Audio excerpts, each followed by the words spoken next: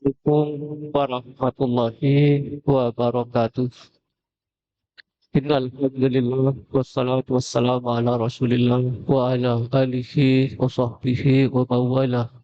Asyhadu an la ilaha illallah wahdahu la syarika lah wa asyhadu anna Muhammadan abduhu wa rasuluh. La nabiyya ba'dah. Allahumma salli ala nabiyyina Muhammadin khataman nabiyyin wal mursalin wa ala alihi wa ashabihi ajma'in amma ba'd. Hadirin para jamaah yang dimuliakan oleh Allah, mari kita awali kajian pada malam hari ini dengan membaca basmalah. Bismillahirrahmanirrahim. Alhamdulillah, kita bersyukur kepada Allah. Salawat dan salam mudah-mudahan senantiasa tercurah kepada Nabiullah Muhammad sallallahu alaihi wasallam. Para jamaah yang dimuliakan oleh Allah, materinya malam ini kita akan melanjutkan yang sebelum Ramadan tentang seputar masalah umroh.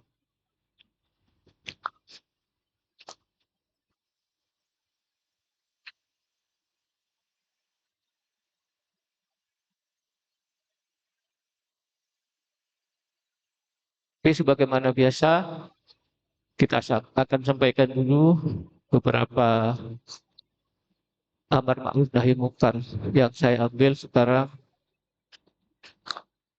Judulnya adalah waktu kita terbatas, sebentar kita. Biar kita berhati-hati agar kita tidak tergelincir di dunia ini dan nanti kita sesat tidak kembali kepada Allah, ke rumah kita. Karena KTP kita itu adalah surga. Jadi aslinya kita surga, KTP kita ke surga. Jangan sampai kita itu tertipu oleh kehidupan dunia. Maka dunia waktunya terbatas. Para jamaah yang dimuliakan oleh Allah, ini banyak masalah, kesalahan terbesar dari antara kita. Banyak manusia mengira bahwa hidup itu lama. Padahal ya, waktu itu hanya sebentar. Ada kalanya seringkali orang mengira atau kita mengira bahwa kita itu memiliki banyak waktu. Sehingga untuk sholat saja kadang-kadang besok saja aku sholat, ujarnya. Akan tetapi tahu-tahu esoknya disolati. Naudzubillah min dzalik. Ini banyak. Bahkan ada orang itu yang seolah-olah benar, padahal itu salah.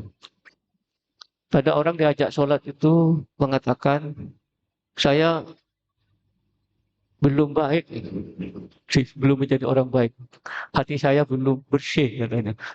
Diajak sholat, mengatakan saya belum baik. Itu sholat dulu agar baik. Tahu ada orang wanita biasanya mengatakan, kok Pak pakai jilbab? Ya hati saya belum bersih. Daripada pakai jilbab nanti hati saya belum bersih. Pakai jilbab dulu biar hatinya bersih. Ini besok saja. Pak, nunggu ketika sudah disolati. Banyak orang bilang, nanti saja aku sholat, nanti saja aku bertaubat, nanti saja aku ngaji kalau sudah umroh. Nah ini juga atau haji. Ada orang yang saya tahu itu sudah mampu untuk umroh. Jawabannya klis seperti itu. Belum siap Pak. Kenapa? Sholat saya masih bolong-bolong. Saya katakan, umroh dulu. Kenapa? Nanti sholatnya akan insya Allah baik. Kenapa? Nanti kan ikut KBIH. Nah, diajari sholat. Bagaimana sholatnya? Ini seolah-olah benar. Nunggu bersih dulu. Kapan bersihnya? Tidak ada orang kita tahu bersih. Semua adalah kita berdosa. Maka jangan mengira bahwa kita nunggu dulu nanti kalau sudah bersih. Kapan bersihnya? Nanti saja aku baca Al-Quran.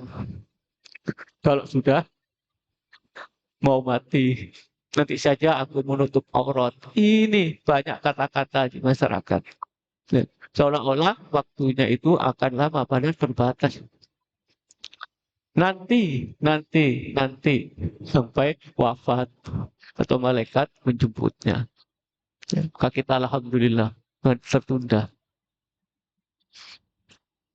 Padahal kita sangat tahu bahwa kematian bisa datang kapan saja. Tidak menunggu, bersih dulu hati kita. Oh, supaya nanti saya bersih, mungkin tertunda kematian, tidak. Ya, tahu-tahu datang. Kenapa? Karena kematian itu adalah suatu kepastian bagi seluruh makhluk yang bernyawa. Bagaimana firman Allah di dalam Al-Quran, surat ke-29, Allah berfirman, A'udzubillahi minasyaitonirrajim, ayat 6, ayat 57, Al-Ankabut. Kullu nafsin dha'iqatul maut. Ingatkan, tiap-tiap jiwa akan mengalami mati. Summa, kemudian ilaina turja'un, kamu dan akan kembali kepadaku, kembali kepada Allah. Ingat, pasti akan mati. Kenapa? Jadi kematian itu belajar bahwa hidup di dunia hanya sementara. Makanya Allah mengingatkan di dalam Al-Quran tadi sama suratnya sama ayatnya 64. Ya, diingatkan oleh Allah. Wa ma hadhil hayatat dunya. Wa ma dan tidaklah ini, itu maksudnya, itu hayatat dunya. Ini dunia ini maksudnya illa lahwun wa la'ibun. Hanya permainan dan senda gurau belaka. Wa inna daral akhirata, dan sesungguhnya kehidupan akhirat itu lahiyal hayawan laukanu ya'lamun. Sungguhnya itulah yang sebenarnya kehidupan. Jadi kehidupan itu akhirat. Lupakan akhirat lama. Satu hari di akhirat sama dengan 1000 tahun di dunia. Hidup yang sebenarnya hakikatnya adalah nanti di akhirat. Dan kalau hidup di akhirat, itu kalau susah selama-lamanya, gembira selama-lamanya. Di dunia, tidak ada orang yang senang selama hidup di dunia. Pasti dia suatu ketika akan susah. Dan tidak ada orang di dunia ini hidupnya susah terus sepanjang hidup. Pasti dia akan mengalami gembira. Susah dan gembira diputar oleh Allah di dunia. Tapi kalau sudah di akhirat, khalidina fiha abada. Itu akan kekal selama-lamanya. Maka dari itu, mari kita beramal, beribadahlah. Ya. Karena sebuah hakikat pembalasan itu adalah di akhirat. Memang di dunia mungkin yang sholat sholat itu nggak ada apa-apanya umpamanya. Memang di dunia tidak mungkin. Tapi di akhirat pembalasannya. Maka ada pertanyaan, apakah kita hidup tanpa tujuan dan cita-cita? Apakah hanya ingin bergaul? Apakah hidup hanya ingin mencari pasangan, atau pacar, atau istri, atau suami? Apakah hidup hanya ingin memuaskan diri, nafsu yang dituruti? Atau apakah hidup hanya ingin memamerkan kekayaan? Ini yang sekarang banyak kan? Ada orang yang hidup bergaul saja. Ya, nggak mikirin kehidupan akhirat. Lupa dia bahwa akan mati. Pokoknya kerjaannya hanya keluyuran setiap hari. Ada orang yang hanya sibuk mencari pasangan atau bersenang-senangan dengan pacarnya. Ada orang yang hidup hanya memuaskan nafsunya. Ya, pokoknya hidupnya hanya tidak pernah beribadah kepada Allah dan ditulisnya adalah nafsunya. Ada orang yang hidupnya hanya ingin memamerkan kekayaan.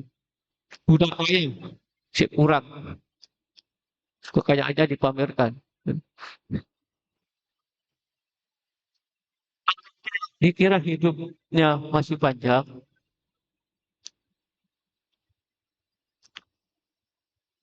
maka dari itu jangan lupa waktu muda kita akan ditanya nanti di akhirat oleh Allah. Sebagaimana hadis Nabi Shallallahu Alaihi Wasallam. Hadis dari Abu Barzah Al-Aslami, Nabi Shallallahu Alaihi Wasallam bersabda, hadisnya terkenal, Tirmidzi. Kedua kaki seseorang hamba tidaklah akan beranjak dari pada hari akhirat hingga ditanya. Nah, ini nanti kita diberi umur di manakah ia habiskan? Habiskan di mana? Oh, habiskan di masjid, banyak beribadah. Oh, dihabiskan di tempat maksiat. Tanya oleh Allah. Yang kedua, ilmunya bagaimana? Di mana dia diamalkan? Mungkin ngaji pun enggak. Udah diamalkan enggak? Kenapa? Karena juga bahaya. Kalau hanya ilmunya punya tapi enggak diamalkan. Ilmu tanpa amal, maka ibarat pohon tidak berbuah.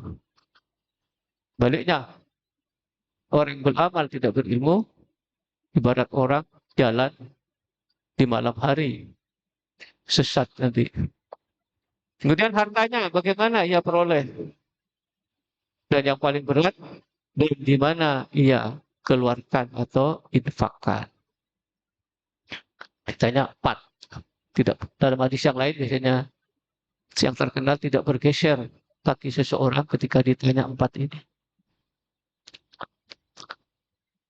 Maka dari itu janganlah kita berangan-angan bahwa waktu pagi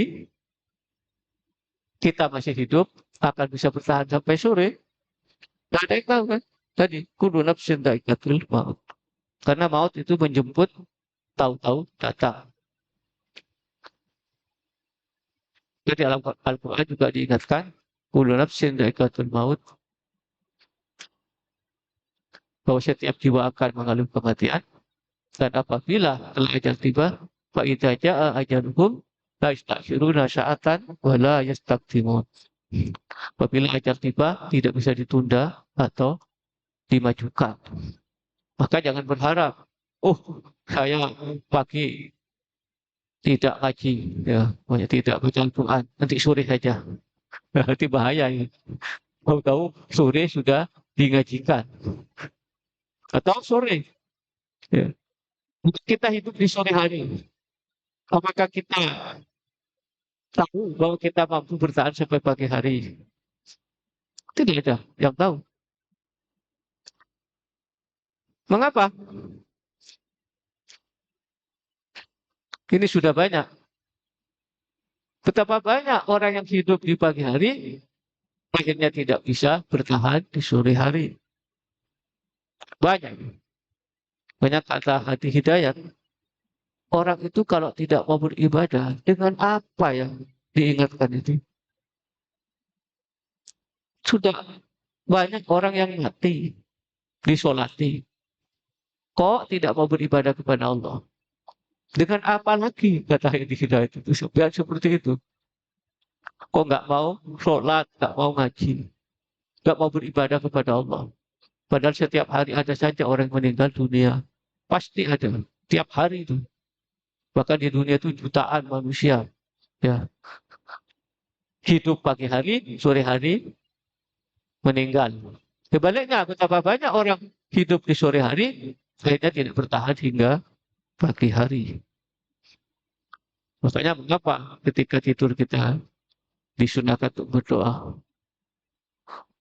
Diingatkan, Allahu ahya wa bismika amut. Bismika Allahu ahya wa bismika amut. Allah dengan menyebut namamu. Aku hidup dan mati. Kenapa? Jangan-jangan nanti setelah tidur, tidur terus, panjang. Karena ketika bangun, kita ucapkan Alhamdulillahilladzi ahyana ba'da ma'amatana wa ilaihi nusyur. Alhamdulillah, segala puji bagi Allah yang telah menghidupkan saya kembali. Hidup lagi. Alhamdulillah. Apa tahu, gak akan hidup lagi. Betapa banyak orang yang masih bisa memakai baju sendiri, akhirnya baju itu dilepas oleh pemandi jenazah. Itu pelajaran semua ini. Ini heran orang tidak mau. Padahal tiap hari ada saja. Betapa banyak orang yang meninggalkan keluarganya, lalu mereka menyiapkan makan pagi atau siang malam. Tapi akhirnya tidak bisa menyantapnya. Karena sudah kedahuluan malaikat maut. Siap. Betapa banyak orang tidur, akhirnya tidak bisa bangun lagi dari kasurnya. Sebab dia sudah tidak, sebab dia sudah tidak bisa. Oh ini kurang tidak bisa ya, mohon maaf. Tidak bisa bernafas kembali alias wafat. Intinya bahwa seseorang jangan memanjakan angan-angannya. Angan-angannya ini juga salah. Kata Rasulullah, tulul amal. Ya, jangan banyak terlalu berangan-angan hidup di dunia. Ya, boleh kita mengejar di dunia, tapi ingat di akhirat bahwa kita akan kembali dan dimintai pertanggungan jawab. Maka dari itu, ya, hendaklah kita waspada, cerdas. Mari kita giat beribadah. Apalagi kita-kita yang ngaji-ngaji kan sudah berumur. Jangan ulul amal kata Rasulullah hadis. Dan ini yang penting diperangi. Jangan malas. Ya, mari kita rajin khususnya beribadah kepada Allah. Semoga Allah mengampuni dosa-dosa kita, menerima amalan kita, dan semoga kita semua diwafatkan dalam keadaan husnul khotimah. Amin ya rabbal alamin. Tambahan biar mantap Ustaz Fauzi. Pas Ustaz Fauzi dengan materi saya kok seolah-olah menyatu. Mungkin sudah satu hati ya. Pasti pas materi saya. Kata Ustaz Fauzi, kalau kita kerja sangat giat dan bersemangat, tetapi kalau sholat sering telat. Lebih banyak, Pak. Oh, saya lihat itu kalau ke rumah sakit lari-lari, Pak, perawatnya itu. Untuk apa? Absen.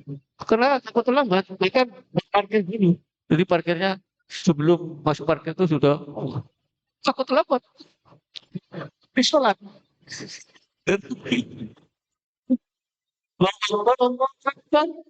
Kayaknya si adat. Isu. Ikomah. Ya, baru ikomah. Imamnya, Allah Akbar. Rakaat pertama. Aku di mana hamidah.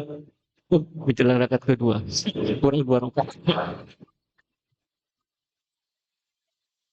Dari salam assalamualaikum warahmatullahi wabarakatuh. Ah, kan masih lama yang waktu ini. Dan inginnya bisa cepat-cepat. Kata Pak Iqbal Fauzi. Siklat, tidak berkeringat. Kemarin kunjungan dengan Pak Fauzi saya. Dengan Pak. Waktu makan, Pak. Keringetan, Pak. Saya bilang, nek waktunya makan bisa keringetan. Ini sholat, gak boleh keringetan, Pak.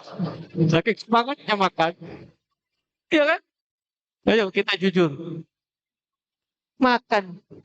Sampai keringetan. Nek sampai. Nanti katanya Pak Hendra, ada AC, Pak. Waduh, ayo dia makan ada AC-nya.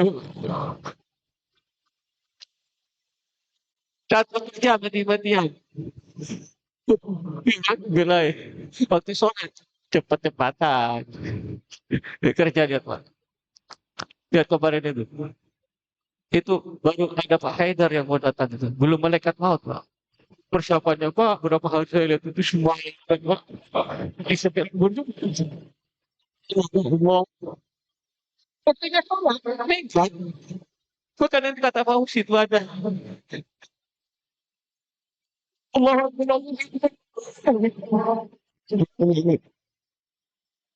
kemarin itu. Kalau sholat asar dulu. Ya Allah. Kemudian kita berlindung kepada Allah. Maka dari itu kata Ustaz jangan lupakan sholat. Kalau kita tahu betapa sakitnya dilupakan, lupakan Allah ini. Ya.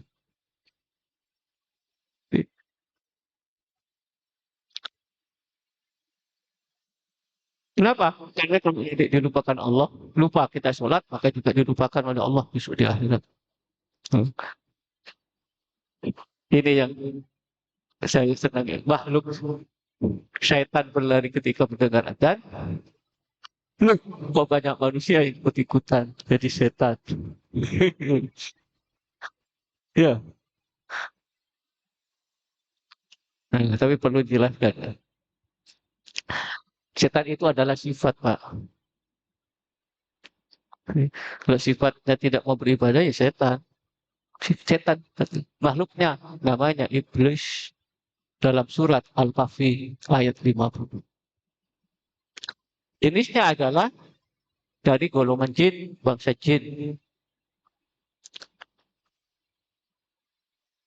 Coba kita lihat ini bahwa makhluknya iblis. Makanya ketika kita berdoa, mau baca Al-Quran, A'udzubillahi minasyaitonirrajim. Bukan ke iblis. Dari sifat, Pak. Ini dalam Al-Kahfi. Wa idh qulna lil malaikati isjudu li Adama fasajadu illa iblis. Kana minal jinni. Iya kan? Kana. Ya, dia adalah dari golongan jin. Fafasoqa an amri rabbi. Dia hanya tidak tunduk kepada perintah Allah. Durhaka.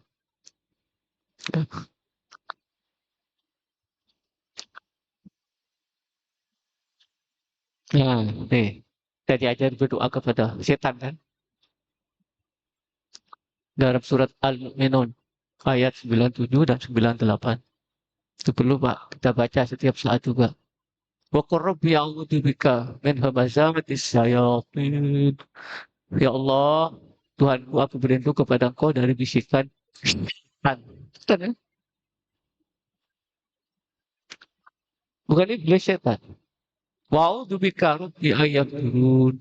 Dan aku berlindung pula kepada Engkau ya Allah dari kedatangan mereka atau yang mendekatiku. Supaya sifat yang jelek itu menjauhi kita. Kita berlindung kepada Allah dari bisikan kejelekan. Nah, makanya di dalam surat terkenal di Anas, coba kita lihat. Min syarril waswasil khannas. Dari kejahatan bisikan setan yang bersembunyi. Alladzi yuwaswisu fi sudurinas, yang bisikan kejahatan ke dalam dada manusia. Dari mana? Ada dua kan? Minal jinnati wan nas. Dari golongan jin dan manusia. Jadi kalau ada manusia yang suka berbuat kejelekan, itu setan. Kalau ada manusia tidak mau ada adzan lari, disebut itu setan. Karena setan terbirit-birit larinya kalau ada orang adzan. Setan itu adalah sifat kita. Ya. Makanya dalam surat Al-Baqarah yang saya baca tadi, wa idza laqul ladzina amanu qalu amanna. Jadi orang munafik ketika dia berjumpa dengan orang beriman, dia mengatakan, saya beriman kepada Allah. Tapi kata Allah, wa idza khanu ila syayatinihim. Setan kan? Apabila dia kembali kepada setan-setan mereka, teman-temannya, manusia kan? Qalu, dia berkata, inna ma'akum, sungguhnya aku adalah golonganmu. Ya. Jadi setan itu adalah sifat. Kita bisa menjadi setan. Jadi ketika kita berbuat kejahatan, berarti kita sudah jadi setan. Karena itu, mari kita berlindung kepada Allah dari godaan setan yang tertutup.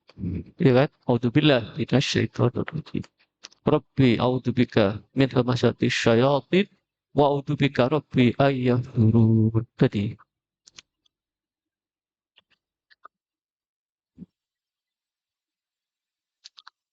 Para jamaah dimuliakan oleh Allah, kita syukur seputar masalah umroh. Mudah-mudahan di antara kita yang belum melaksanakan ibadah umroh, oleh Allah segera diberikan kemampuan baik materi maupun fisik ya.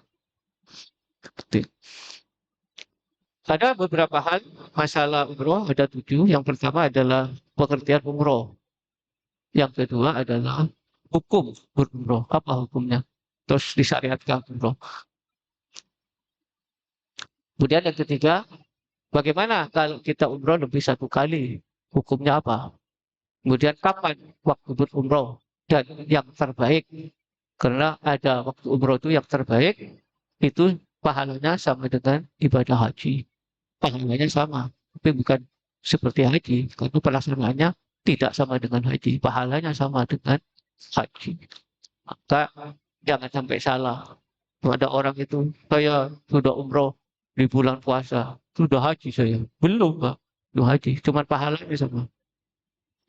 Hukum berumroh sebelum dan pada saat musim haji. Nah, pada saat musim haji ini adalah umroh sekaligus haji. Haji tamattu gitu. Kemudian berapa kali umroh Rasulullah? Dan yang terakhir, di mana mikot atau mulainya kita ihram ketika umroh.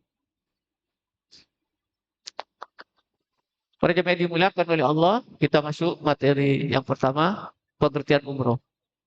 Umroh diambil dari kata iktimar yang berarti mengunjungi. Ya. Maksudnya mengunjungi dalam hal ini adalah mengunjungi Ka'bah atau Baitullah dan di Mekah. Kenapa saya tambah di Mekah? Karena ada orang yang datang bukan ke Mekah. Ya. Berarti ada Ka'bah tiruan. Apalagi di asrama haji itu tidak datang. Ka'bah itu mau umroh. Apa yang dilakukan untuk bertawaf di sekelilingnya? Allah bertawaf sudah kemarin sudah selesai semua ya.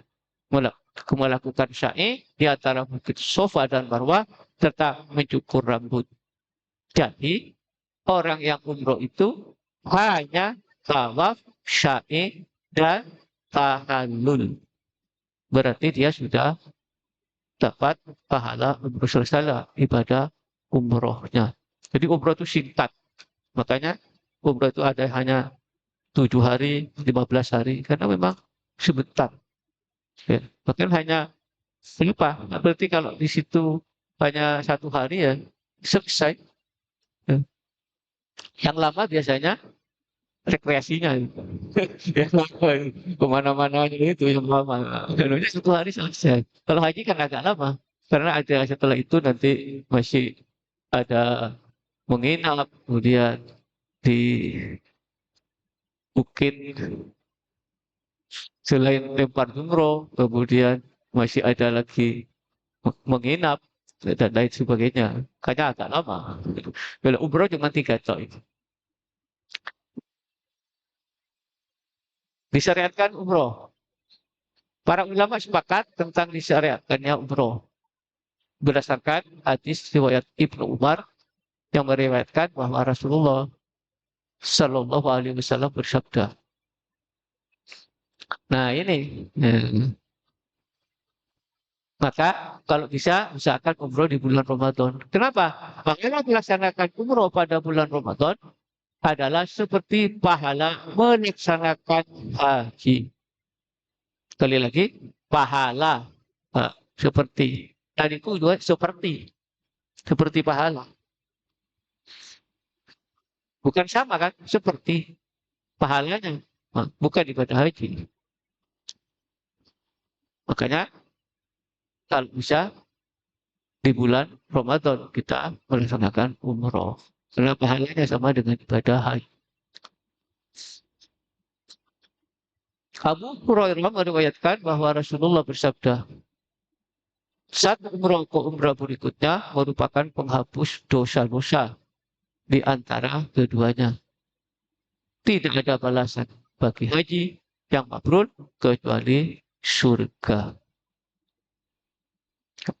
Hanya kalau kita lihat Rasulullah, bahwa Rasulullah itu umrohnya 4 kali. Ibadah hajinya cuma 1 kali. Umrohnya 4 kali selama hidup. Tapi kalau Aisyah itu hampir tiap tahun, bahkan 2 kali kalau nggak salah nanti ada. Apakah boleh? Boleh. Ya. Mau umroh tiap bulan ya silakan. Banyak mampu. Tapi tetangganya lihat Pak banyak yang kelaparan. Saya umroh terus. Jangan-jangan ditanya oleh Allah, kamu nggak perhatikan tetanggamu ya? Dalam suatu hadis, Rasulullah bersabda, nah ini yang sangat penting. Laksanakanlah haji dan umroh pada waktu yang berdekatan. Makanya di bulan Dzulhijjah haji dan umroh. Ini berdekatan itu. Kalau bisa setelah Syawal. Umroh, kemudian nanti haji ketika Dzulhijjah. Enak. Hukum berumroh. Pengikut Hanafi atau Hanafiyah dan pengikut Maliki atau Malikiyah berpendapat, nih madhabnya ya Hanafi dan Maliki berpendapat bahwa umroh itu sunnah berdasarkan riwayat Jabir. Ini ada perbedaan Pak antara ulama.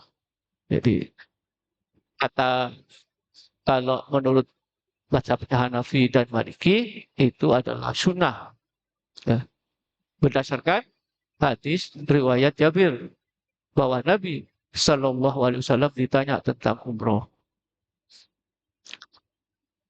Pertanyaannya ketika ditanya, apakah umroh itu wajib bagi kaum muslimin ya Rasulullah? Beliau menjawab bahwa umroh tidak wajib, melainkan suatu keutamaan atau sunnah. Imam Malik dan Imam Syafi'i berpendapat, hukum umroh adalah wajib. Nah, beda. Inilah pentingnya kita ngaji. Bahwa ulama itu banyak berbeda pendapat. Tapi dalam masalah ubudiyah, masalah ibadah. Tidak masalah akidah. Kalau akidah tidak bisa. Kenapa wajib? Berdasarkan Al-Quran surat Al-Baqarah ayat 96. Karena digandengkan ini. Ada waw itu. Dan watimul hajjah wal umrata lillah. Sempurnakanlah ibadah haji dan umroh karena Allah. Mau ikut yang mana? Kalau Muhammadiyah ikut yang pertama, sunnah saja. Kita wajib, ya berarti kalau wajib kita harus melaksanakan. Kalau tidak berdosa kan? Umroh pada ayat di atas tadi digabungkan dengan haji yang memiliki hukum wajib. Badannya wajib haji kan? Maka umrohnya berarti juga wajib karena digandengkan tadi. Watimul hajjah wal umrata lillah. Akan tetapi pendapat yang pertama tadi yang diambil oleh Muhammadiyah, Hanafi dan Malik lebih kuat atau lebih rajih. Penulis Fathul A'lam menyebutkan bahwa dalam hal ini ada beberapa hadis yang tidak dapat dijadikan argumen. Ini meriwayatkan bahwa Syafi'i mengatakan tidak ada hadis sahih yang menunjukkan bahwa umroh itu sunnah. Mohon maaf, ini salah. Tidak ada hadis yang menunjukkan bahwa umroh itu wajib. Mohon maaf ya. Ini salah ketik saya. Kok sunnah? Sunnah ada tadi. Jadi ini adalah bahaya ya.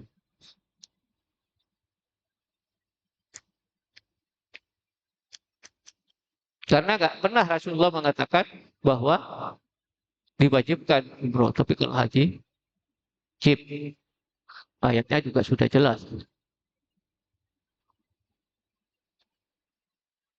Ya, di sana. Mungkin tergoda setan.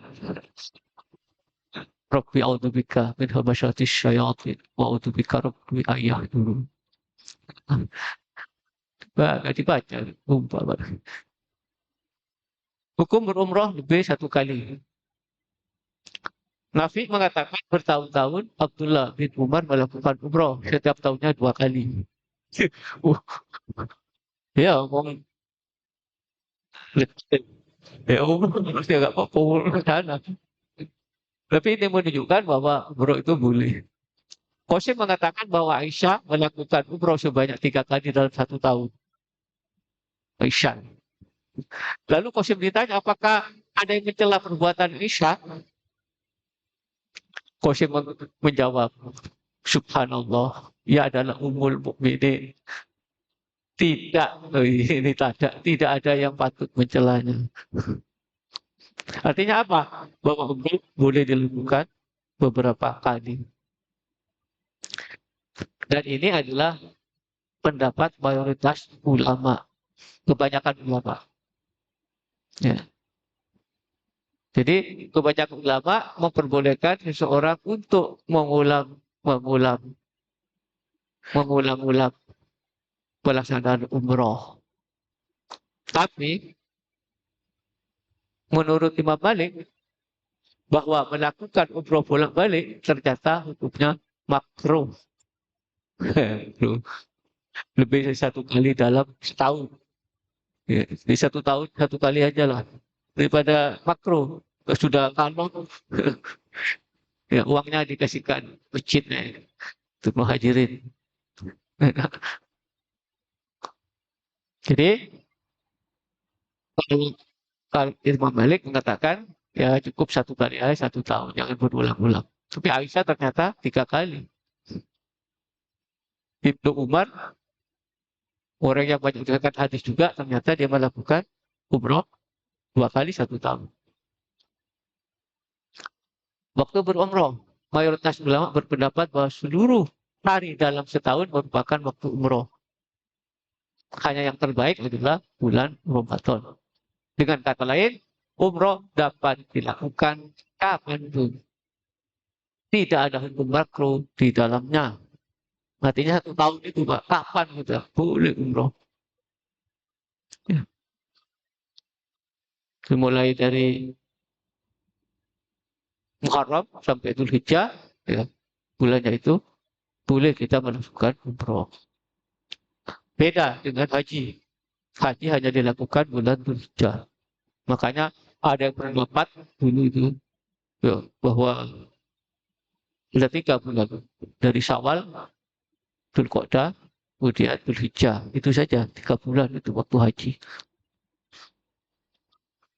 Tapi nanti puncaknya adalah Dzulhijjah.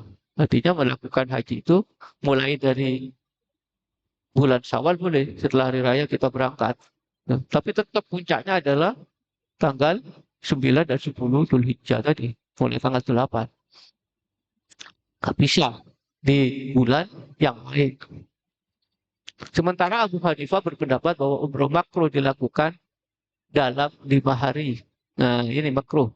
Hari Arafah. Ketika di Arafah, nggak boleh. Hari Arafah. Kemudian hari Nahar. Dan 3 hari Tasyrik. Nahar ini adalah hari raya. Dan hari Tasyrik.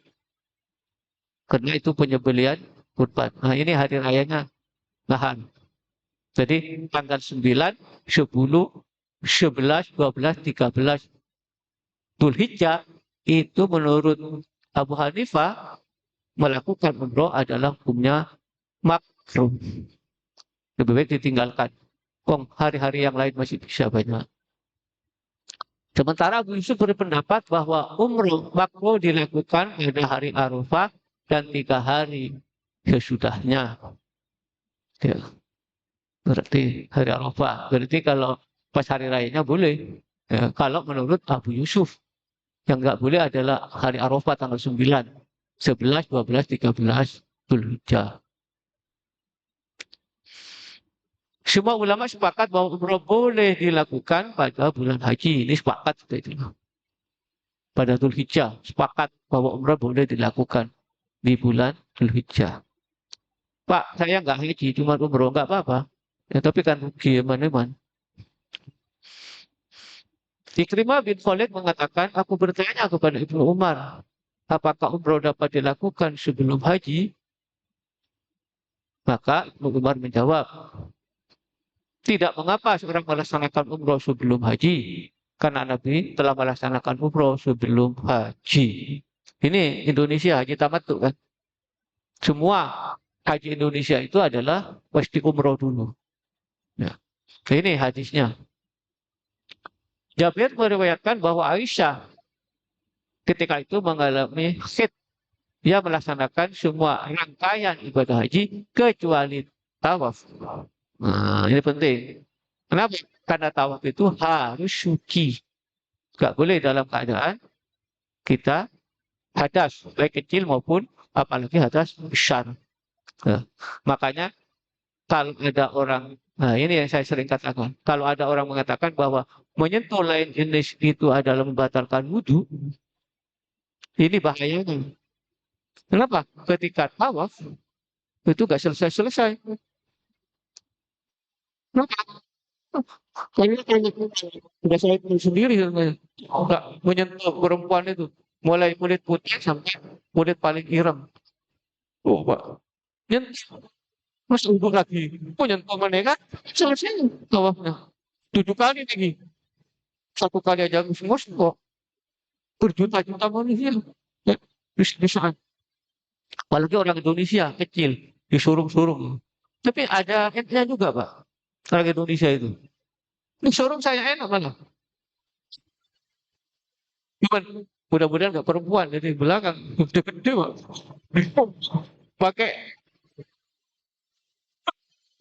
iya ikut Pak. Ini orang besar itu. Bukan saya ikutannya alhamdulillah. Ya, saya ikutannya yang besar-besar itu. Orang mikro-mikro enak, Pak. Dulu. Wah, wudhu batal. Wudhu mana? Apa kan sampai mati mana? Makanya Muhammadiyah mengatakan bahwa menyentuh itu bukan menyentuh, tapi dalam arti berhubungan suami istri. Oleh itu, setelah suci baru melaksanakan tawaf. Ini pelajaran, Pak. Bahwa semua haji dilakukan boleh, tapi tawaf nggak boleh. Ya, artinya dia itu syar'i, ya, boleh. Ya.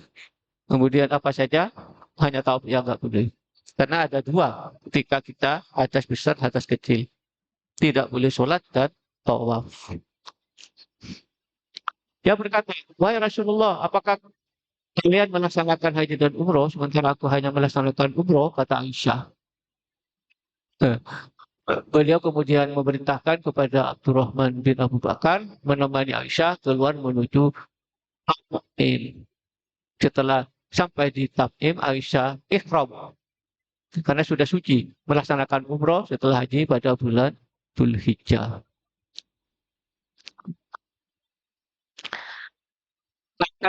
Tetapi waktu yang terbaik dan paling utama melakukan umroh adalah di bulan Ramadan. Sebagaimana hadis di atas tadi. Jamaah dimuliakan oleh Allah, waktunya sudah habis. Kita akan melanjutkan nanti hukum berumroh sebelum dan pada saat musim haji. Saya kira itu yang dapat saya sampaikan. Mudah-mudahan kita semuanya, khususnya yang belum berhaji dan umroh, diberikan oleh Allah kemampuan untuk bisa melaksanakan minimal umroh, supaya kita bisa mengunjungi Baitullah atau rumah Allah peninggalan Nabi Ibrahim dan Nabi Ismail. Demikian, melebihnya kami mohon maaf. Mari kita akhiri kajian pada malam hari ini dengan membaca doa kafaratul majlis dan hamdalah. Subhanakallahumma wa bihamdika asyhadu an la ilaha illa anta astaghfiruka wa atubu ilaik. Walhamdulillahi rabbil alamin.